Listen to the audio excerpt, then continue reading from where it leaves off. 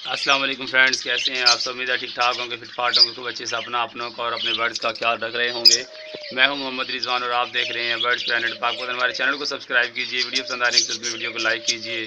Channel subscribe करेंगे तो bell icon appear होगा, उसे प्रेस कीजिए ताकि आपको हमारे हर आने वाली वीडियो का नोटिफिकेशन मिल सके और आप कोई भी इन्फॉर्मेटिव वीडियो मिस ना करें। तो आज की वीडियो में व्यूअर्स हम आपको बर्ड्स की साइजिंग के बारे में बताएंगे कि बर्ड्स की साइजिंग कैसे करते हैं। अब ये जो आपको ब्लू मास्क का पेयर एक नज़र आ रहा है, इन्होंने एक बच्चा निकाला था, बाकी अंडे ख़राब कर दिए थे। और फिशर के नीचे थे 4 अंडे, 4 में से 2 बच्चे निकाले और 2 अंडे रखे हुए थे। तो इन बच्चों को निकले हुए 3 से 4 दिन हो गए थे और ब्लू मास्क के बच्चे को 5 से 7 दिन हो गए थे। मैंने ब्लू मास्क का भी एक बच्चा उठा के फिशर के नीचे रख दिया था ताकि ब्लू मास्क दोबारा एग्स पे आ जाए और वो एग्स ले कर दें और एक ही बच्चे के पीछे वो 1 माह से ज़्यादा का अरसा ज़ाया ना करें।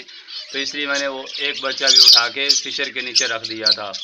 तो अब फिशर ने तकरीबन कोई 5 से 7 दिन के बाद एक और बच्चा निकाला जो उन पहले निकले हुए 2 या 3 बच्चों में से छोटा था। तो वो उनके नीचे दब गया था और वो उनको फीड भी नहीं, उस बच्चे को फीड भी अच्छे से नहीं मिल रही थी। तो मैंने उस एक बच्चे और बाकी एक अंडे को उठा के एक बजीज के एक पेयर के नीचे रख दिया था।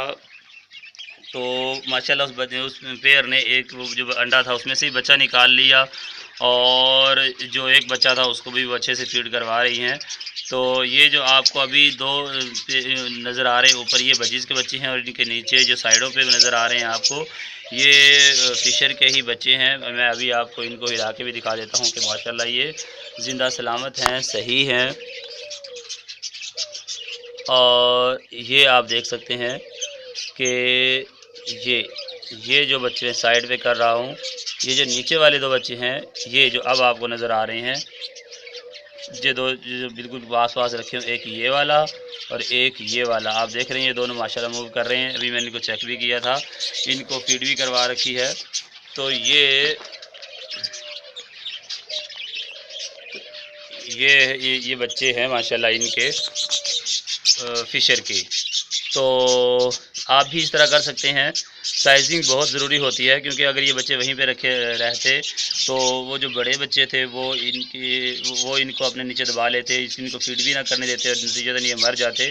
तो आप भी अपने बर्ड्स की केयर करते रहें, इस तरह इनका ख्याल रखते रहें। अगर आपके पास बहुत से बर्ड्स हैं तो आप देखें कि आप इनको किन के नीचे रख सकते हैं, तो उनके नीचे आप इनको कन्वर्ट कर दें और ताकि ये बच्चे मरने से भी बचें और अच्छे से इनको फीड वगैरह भी करवाई जा सके। तो इस चीज़ का आप ख्याल रखें तो इंशाल्लाह अज़्ज़ा वजल आपको बेहद फ़ायदा होगा।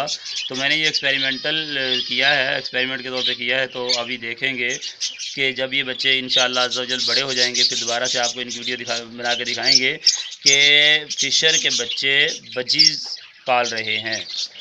ये आपको दिखाएंगे जब ये बच्चे और बड़े हो जाएंगे। तो ये बहुत मासूम परिंदे होते हैं, ये दूसरों बच्चों को अडॉप्ट कर लेते हैं। तो ठीक है व्यूअर्स, देखते रहिए बर्ड्स प्लैनेट पाक, दुआ में याद रखिए। मिलते हैं नेक्स्ट वीडियो में, तब तक अल्लाह हाफिज़।